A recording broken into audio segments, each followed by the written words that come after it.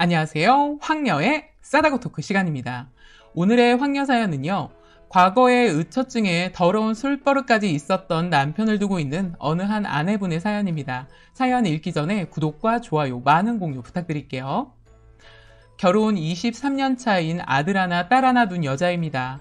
현재 직장에 다니고 있으며 남편과의 파란만장한 저의 삶을 이야기해보려고 합니다. 바람핀 놈은 또 핀다는 말이 있고 고쳐 쓰기 힘들다고 하지만 다행인지 운인지 모르겠으나 현재 남편이랑 잘 살고 있습니다. 잘 산다는 표현이 조금 거슬리게 들리겠지만 잘 산다는 말은 그냥 이혼하지 않고 한 지붕 아래 살고 있다는 뜻입니다. 제가 일찍 공장에서 일했고 봉급이 높았습니다. 소개받은 남자가 있었는데 부모님 아시는 분이 중매 서서 만나게 된 남자였는데 그 남자가 썩 마음에 들지는 않았지만 그 남자와 결혼하게 되겠구나 싶었습니다.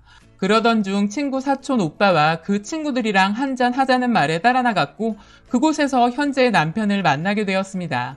잘생겼고 호감형에 다정했으며 딱 제 이상형이었습니다. 그렇게 중매로 만난 남자와는 끝내버리고 그 남자와 만나게 되었습니다. 집도 어느 정도 살고 서글서글하니 저희 부모님을 만났을 때도 정말 잘했습니다. 그런 좋은 성격을 가지고 있어서 그런지 저희 부모님도 좋아하셨습니다. 저는 그렇게 2년 연애하고 100년 가약을 했습니다. 처음 시댁 근처에서 살았습니다. 같은 서울이지만 친정과 시댁의 거리가 좀 걸리는 곳이었고 그러니 당연히 저희 신혼집과 친정 거리도 꽤 먼 거리에서 시작했습니다. 전세로 살다가 저희는 살던 곳 근처에 집을 샀고 잘 살았습니다. 저는 사실 술도 못하고 잘 마시지도 못했고 남편은 정말 말술입니다. 한번 먹으면 끝을 보는 사람이었죠. 처음 연애 때도 술버릇이 있었지만 좋게만 보였고요. 연애 때야 술버릇이 술버릇처럼 보이지도 않았습니다. 그러나 결혼하고 같은 한 공간 안에 살다 보니 힘들더라고요. 맨날 술에 쩔어 들어오는 남편을 보고 힘들었습니다. 들어오면 그냥 자는 게 아니라 그 사람의 술버릇이 나오기 시작합니다. 술 먹으면 항상 집에 와 또 소주 한 병을 까고 저를 앉혀놓고 했던 소리를 수십 번 수백 번 하는 개 같은 버릇이죠. 잠도 안 오는지 정말 사람 피를 말렸습니다. 애 낳고 살다 보니 이게 더 힘들더라고요. 저는 혼자면 그나마 괜찮았지만 애들까지 있는데 잠도 못 자게 하면서 했던 말 밤새도록 하니 죽겠더라고요. 울기도 많이 울었습니다. 또 어느 순간부터는 손찌검도 하기 시작했습니다.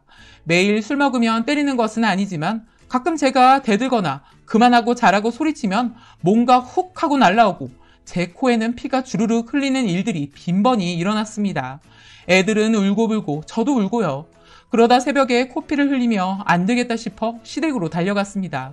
애 둘을 하나는 안고 하나는 손을 잡고 뛰어갔습니다. 다행히 따라 나오지 않은 남편을 비해 새벽녘 시댁에 가니 시어머니가 문을 열어주더군요. 시아버지는 일찍 돌아가셔서 얼굴도 모릅니다. 결혼하지 않은 아주버니와 시어머니 두 분이 살고 있었고요. 처음에는 아주버니도 놀라면서 남편 말리러 저희 집으로 가시고 시어머니는 울고 있는 애들을 달래며 본인 자는 이부자리에 눕혀 재우고 저에게 따뜻한 커피를 사주시며 미안하다고 내가 아들내미를 잘못 키운 것 같다고 모두 내 죄라며 저를 달래주셨습니다. 그렇게 시간이 흘러 그런 일들은 더 많이 생기게 되었고 시어머니도 조금씩 변하게 되더라고요. 너희 일은 너희가 알아서 하라면서요. 남편이 그 사이 하나 더 생긴 병이 있는데 바로 의처증이었습니다. 낮에 다른 남자랑 놀아난 거 다 알고 있다면서 집안의 물건을 다 부수고 개차반이 따로 없었습니다. 그런 말들을 하게 되면서 시어머니 역시 더욱 차갑게 변하기 시작했습니다. 처음에는 저에게 미안하다고 달래주던 시어머니는 사라지고 너가 어떻게 행동을 하길래 착했던 우리 아들이 저렇게 변했냐? 너가 문제인 것 같다. 너도 바르게 행동했다면 제가 저러지는 않을 텐데 정말 낮에 뭐하고 돌아다니는 거냐? 내 아들이 술 먹으면 술버릇은 있지만 없는 소리 지어내는 위인은 아니다. 거짓말 못하는 애다. 이러면서 제 편은 하나도 없었습니다. 아주버니도 묵묵부답으로 대했고 정말 힘든 시간을 보냈던 것 같아요. 지금 생각하면 내가 왜 그러고 살았나 싶습니다. 부모님이 결혼하라고 해준 남자랑 결혼했으면 이러고는 살지 않았을 텐데 내가 왜 이런 남자랑 결혼을 했나 마음 졸이며 살았습니다. 애들이 있으니 애들 버리고 나갈 수도 없었고요. 몇 번은 그런 생각도 했었습니다. 그냥 다 버리고 떠나버릴까 한 적도 있었지만 그렇게는 도저히 못하겠더라고요. 친정에도 말할까 했는데 잘 살고 있을 줄 아실 텐데 괜히 내가 말하면 내 무덤 파는 게 아닐까도 생각했습니다. 그냥 나 하나만 가만히 있으면 아무 일 없겠다 싶었습니다. 술 안 먹으면 착한 남편이었습니다. 저희 친정 부모님한테도 잘했고요. 저는 제 위로 오빠 한 분과 둘째 언니, 그리고 제 아래로 남동생 이렇게 4남매입니다. 남편 성격상 모든 가족에게 잘했기에 저는 모든 걸 참고 버텼습니다. 술만 안 먹으면 애들한테나 저에게, 어른들에게 모두 잘하는 남편이라 그냥 참고 또 참고 살아왔습니다. 그러던 중 둘째가 초등학교 들어갈 무렵 저희 집에 큰 난리가 생기고 말았습니다. 남편이 저 모르게 술집을 하고 있는 여사장이랑 만나왔었고 남편 친구 중 한 명이랑 그 술집 여사장이랑 짜고 남편에게 보증을 서게 한 후 도망친 겁니다. 모든 빚은 남편이 떠안게 되었고 저희 집은 물론이고 시댁 집까지 잡혀서 온 집안이 빚을 떠안고 쑥대밭이 되어버렸습니다. 속에선 천불이 났고 저에게 모든 걸 털어놓은 남편은 싹싹 빌더군요. 시댁에서도 더 이상 저희를 도와줄 수 있는 상황이 아니었고 그렇다고 작은 전셋집에서 아주버니와 시어머니 그리고 저희 네 식구가 같이 살기란 턱없이 비좁았기에 저희는 어쩔 수 없이 친정집으로 가게 되었습니다. 친정집 1층에 반지하집이 비어있어서 그 집으로 이사를 하게 되었습니다. 부모님께는 남편 하던 사업이 잘못되어서 다 날려먹었다고 둘러댔고 저도 이렇게 남편과 갈라설 수 없었기에 죄송한 마음을 한 채 부모님을 속이고 이사를 하게 되었습니다. 그때만 해도 정신도 없고 일단 애들이 눈에 밟혔기에 순식간에 하게 된 결정이었습니다. 술집 여사장과 만난다는 의미는 연락하고 술 팔아주고 했던 것 뿐이라는 남편 말과 남편 또한 친구에게 배신당의 빚을 떠안았기에 남편을 내칠 수 있는 상황이 아니라고 판단했던 것 같아요. 지금 같았다면 다 뒤집어 엎어버리고 이혼했겠지만요. 그렇게 이사를 하게 되었고 그 전과 다르게 기가 팍 죽은 남편이 조금은 애처로워 보이기까지 했으니까요. 처음 이사를 간 후 남편은 아는 형님 회사에 들어가 일을 시작했고 부모님에게도 잘했습니다. 10원 한 장 받지 않고 저희를 받아주셨던 부모님께 너무 감사했고 잘하려고 노력했습니다. 그때부터 저도 다시 직장에 들어가게 되었고 아이들도 점점 커가면서 남편도 슬슬 끊었던 술을 입에 대기 시작했습니다. 원래 이사를 하면서 이제는 술도 끊고 잘 살아보겠다고 다짐했던 남편이었고 그 약속을 잘 지켰습니다. 그러나 인간이란 개버릇 남 못 준다는 말이 있듯 그 개차반 같은 버릇은 숨길래야 숨길 수가 없었던 것 같습니다. 입에 술을 대기 시작한 건 슬슬 살만해지니 그랬던 것 같아요. 저희 부모님이 대출을 해서 남편 사업할 수 있도록 도와주셨습니다. 더 잘해드려야 하는 상황인데 남편은 그러지 않았습니다. 저는 항상 죄송한 마음이 컸고 그에 비해 남편은 그렇게 하지 못했습니다. 그러던 어느 날 드디어 터지지 말아야 할 일이 터지고 만 것입니다. 새벽까지 술을 먹고 들어온 남편이 몇 년 동안 보여주지 않았던 술버릇이 나온 것입니다. 자는 애들을 다 깨우고 앉아 잔소리를 하기 시작했습니다.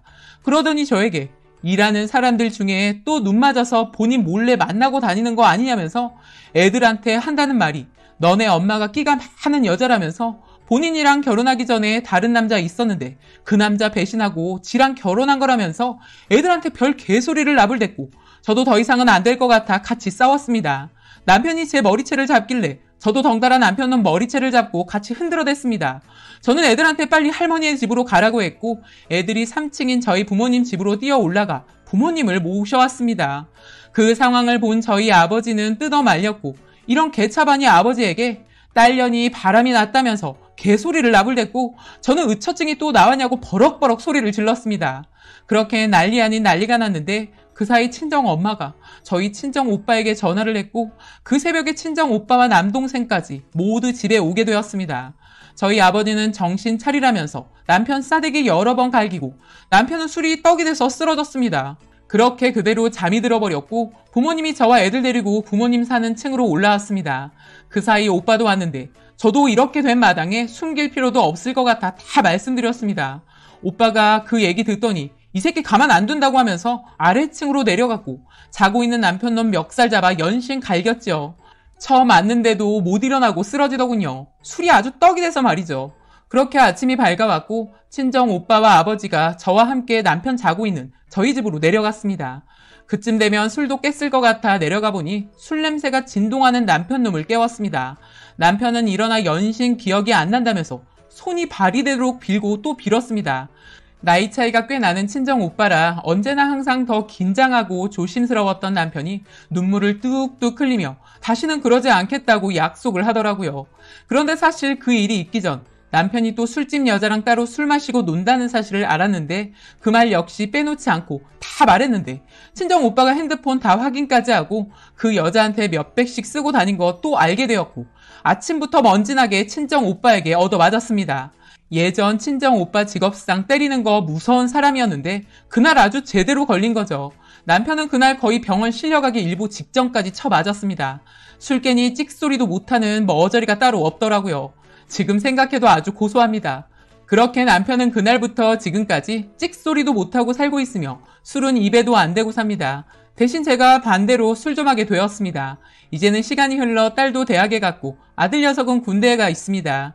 이제는 삶이 조금 나아진 듯합니다. 남편도 예전 같지 않고 저에게 잘하면서 집안일도 본인이 저보다 더 잘합니다. 음식도 잘하고요. 저녁은 항상 남편이 일 끝나고 와서 하며 술은 저와 먹을 때 빼고는 안 먹고 삽니다. 그렇게 개차반 같은 술버릇이 어떻게 고쳐졌을까 싶을 정도로 딴 사람이 되어버렸지요. 인간의 개 같은 버릇은 고쳤을 수 없다고들 하지만 저희 남편은 다행히 아직까지는 버릇이 나오고 있지는 않습니다. 저도 그러고 보면 악착같이 버티고 살아온 삶이 후회되지 않도록 살아보려 노력하고 있습니다. 이혼이라는 것은 쉽다면 쉬운 것이고 어렵게 생각하면 한도 끝도 없는 일이겠지요. 저에게도 여러 번의 고난이 왔었지만 버티고 살아왔습니다. 이혼했다면 더 좋은 삶을 살아왔을 수도 있고 더 안 좋은 삶을 살고 있을 수도 있겠죠. 그러나 지금 제 삶에 후회하지 않으려고 하고 있고 후회하지 않습니다. 만약 남편이 조금이라도 개버릇이 또 나온다면 그때는 뒤도 돌아보지 않고 끝내야겠죠. 그리고 말 안 한 게 있는데 저희 친정집 반지하에서 이사해서 아파트 분양받아 잘 살고 있습니다. 제가 예전보다 살기 편해지니 예전 일들이 생각나 이렇게 사연을 올려보네요. 다들 상황이 거지 같거나 이건 도저히 고쳐질 기미가 보이지 않는다면 뒤도 돌아보지 말고 이혼해 버리세요. 만약 조금의 희망이 있다면 잘 판단하시고요. 저 같은 경우는 조금 드문 케이스일 수도 있으니 모두 저처럼 참고만 살지 말자고요. 라고 사연 올려주셨습니다. 오늘의 사연 여기까지였고요. 많은 공유와 여러분들의 생각이나 느낀 점이 있다면 댓글로 표현해 보시기 바랍니다.